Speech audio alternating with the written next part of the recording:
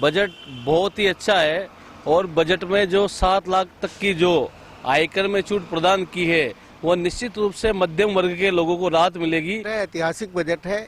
ऐसा बजट आया है जिसमें लोअर, मिडिल, अपर सभी के लिए बहुत कुछ है। नमस्कार, बात मुद्दे की में आपका बहुत बहुत स्वागत और मैं हूं सुरेश झा। बजट पास हो चुका है। बजट में कई चीज सस्ती हुई है और कई चीज महंगी। हमने बजट को लेकर दिल्ली वालों से उनकी राय पूछी कि आखिर उनके नजर में ये बजट कैसा है। तो आप भी सुनिए दिल्ली वालों ने बजट को लेकर क्या कहा। नील जैन, पूर्व राष्ट्रीय कार्यकारिणी सदस्य, भाजपा किसान मोर्चा, कोटा, राजस्थान से हूं। जैसा कि देश की वित्त मंत्री माननीय निर्मला सीतारमण जी ने जो कल बजट पेश किया गया, बजट बहुत ही अच्छा है और बजट में जो 7 लाख तक की जो आयकर में छूट प्रदान की है वह निश्चित रूप से मध्यम वर्ग के लोगों को राहत मिलेगी और जो गरीब वर्ग के परिवार हैं उनको भी राहत मिलेगी। कृषि के क्षेत्र में बात की जाए तो कृषि के क्षेत्र में भी काफ़ी अच्छा बजट रहा है।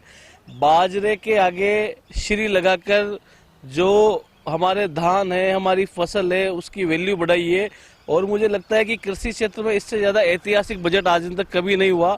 मैं बजट की पूरी प्रशंसा करता हूं और धन्यवाद देना चाहता हूं देश के प्रधानमंत्री जी माननीय नरेंद्र मोदी जी को और माननीय वित्त मंत्री जी को कि उन्होंने देश हित में देश के किसानों, युवाओं के लिए एक अच्छा बजट पेश किया। स्टार्टअप्स को लेकर काफ़ी अच्छी सुविधाएं अब की बार जारी की है। रेल मंत्रालय को लेकर भी काफ़ी अच्छा बजट अब की बार आया है। तो देखा जाए तो पूरी तरीके से बजट काफ़ी अच्छा है और मैं इस बजट की पूरी प्रशंसा करता हूँ। ऐतिहासिक बजट है। ऐसा बजट आया है जिसमें लोअर, मिडिल, अपर सभी के लिए बहुत कुछ है। टैक्स में छूट दी गई है, महिलाओं के लिए अलग योजनाएं हैं, किसानों के लिए अलग योजनाएं हैं, व्यापारियों के लिए अलग कार्यक्रम है। इस तरीके से एक बहुत संतुलित और बहुत ही लाभकारी बजट आया हुआ है। ये आपको लगता है देश हित में है बजट? 100% देश हित में है। देश के लोगों के लिए, देश के नागरिकों के लिए 130 करोड़ लोगों को ध्यान में रख के बनाया गया बजट है जिसमें हर वर्ग, हर कैटेगरी को फायदा मिल रहा है। उसमें महिलाओं को फायदा है, उसमें मजदूरों को फायदा है, उसमें जो विश्वकर्मा एक जो कार्यक्रम लाया गया है उसमें सभी समाज को बड़ा लाभ मिलने वाला है। सर्वप्रथम कल जो भारतीय जनता पार्टी के प्रतिनिधित्व वाली सरकार की तरफ से बजट पेश किया गया है, समावेशी बजट, गरीब कल्याण का बजट, जिसमें हमारे पंडित दीनदयाल उपाध्याय की जो एक विचारधारा थी, अंत्योदय, कि समाज के अंतिम पंक्ति में बैठा हुआ व्यक्ति, उसके कल्याण की बात कल वाले बजट में की गई।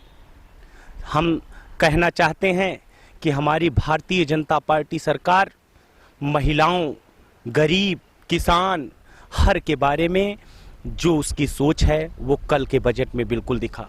मध्यम वर्गीय परिवार के लिए जो इनकम टैक्स स्लैब 5 लाख रुपए तक थी, उसको कल हमारी माननीय वित्त मंत्री निर्मला सीतारमण जी ने 7 लाख रुपए तक स्लैब में कोई आपको टैक्स नहीं देना पड़ेगा। अगर आपकी सैलरी 9 लाख रुपए सालाना है तो उसमें भी आपको सिर्फ 45,000 रुपए देना पड़ेगा। आपको बताना चाहते हैं कि कल के बजट में हमारे आदरणीय नरेंद्र मोदी जी के अगुवाई वाली सरकार में महिलाओं के लिए जो विशेष स्कीम आई है कि महिलाएं अपना 2 लाख रुपए तक का इन्वेस्टमेंट करके उसको अपने बचत खाते में ले सकती हैं। और आपको इस बात की भी जानकारी देना चाहते हैं कि उस 2 लाख रुपए में 7.5% का ब्याज मिलेगा। हमारे आदरणीय नरेंद्र मोदी जी ने 28 महीनों से देश की 80 करोड़ जनसंख्या को मुफ्त में जो राशन दिया है उससे भी समावेशी विकास का कल्याण दिखता है। एक गरीब की थाली में अन्न को देना, लगातार 28 महीने में कोरोना जैसी वैश्विक महामारी में हमारे आदरणीय जी ने बजट में गरीबों का भी ध्यान दिया है। आपको ये भी बात बताना चाहते हैं कि बजट में रेलवे कनेक्टिविटी की बात हो, उसके बेहतरीकरण की बात हो, उसके लिए भी हमारे आदरणीय नरेंद्र मोदी जी ने बहुत ही सोच समझ के बजट में स्थान दिया है। माल्ट इस समय संयुक्त राष्ट्र संघ पूरे भारत देश को मोटे अनाज का वर्ष चल रहा है और इस मोटे अनाज के वर्ष को ध्यान में रखते हुए हमारे आदरणीय नरेंद्र मोदी जी ने इस बजट में उस मोटे अनाज को भी बहुत ही तवज्जो दिया है। इससे जो ग्रामीण स्तर के स्थानीय किसान हैं, जो बाजरा जौ की खेती करते हैं, जब वो जब खेती से उत्पन्न अपने साधन को जब बाजार में बेचेंगे तो उनसे उनकी आय भी आएगी और नागरिकों की शारीरिक सुरक्षा भी होगी। बजट में हमारे आदरणीय नरेंद्र मोदी जी कहते थे कि हम देश में हवाई चप्पल पहनने वालों को भी हवाई यात्रा करवाएंगे और कल के बजट में इसका भी आप झलक देखे होंगे कि 50 नए एयरपोर्टों का भी गठन, नए एयरपोर्ट बनेंगे। हमारे आदरणीय नरेंद्र मोदी जी ने स्मार्ट सिटी, जो अर्बन सिटी है, उसको बनाने के लिए भी बजट में जो प्रावधान किया है उसकी भी हम प्रशंसा करेंगे। बस इन्हीं बातों के साथ मैं ये कहना चाहता हूं कि कल का बजट गरीब कल्याण, महिला कल्याण, युवा कल्याण, चाहे वो स्टार्टअप इंडिया की बात हो, चाहे स्टैंड अप इंडिया की बात हो, चाहे एक वर्ग विशेष की बात हो, महिलाओं की बात हो, दलितों की हो, हर एक उस पंक्ति के समाज का ध्यान दिया है हमारे आदरणीय नरेंद्र मोदी जी ने, जो इस समाज में पूरी तरीके से जिसको आवश्यकता है उस तरीके से पूरा ध्यान देके इस बार का बजट पेश किया गया है। नमस्कार मित्रों, मैं बृजभूषण शुक्ला, प्रदेश प्रवक्ता पूर्वांचल मोर्चा दिल्ली प्रदेश।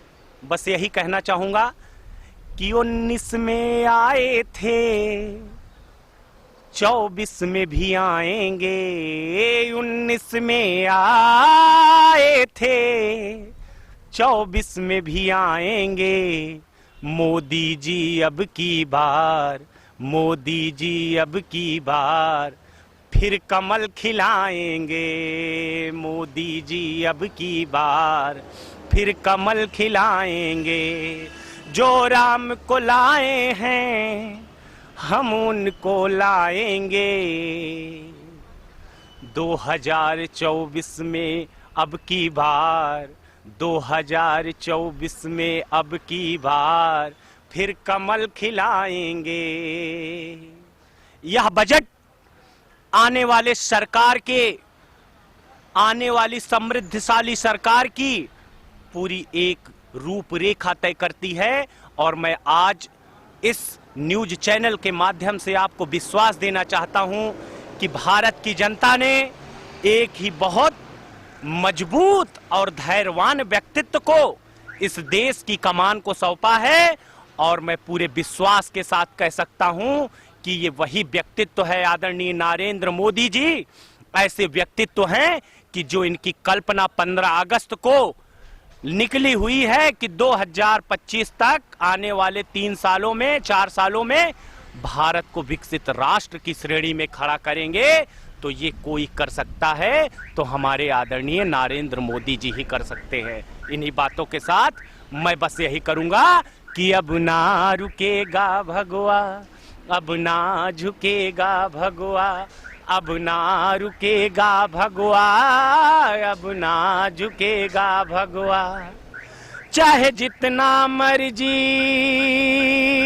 जोर लगा लो, चाहे जितना मर्जी शोर मचा लो, बड़ी शान से लहरे भगवा, बड़ी शान से लहरे भगवा।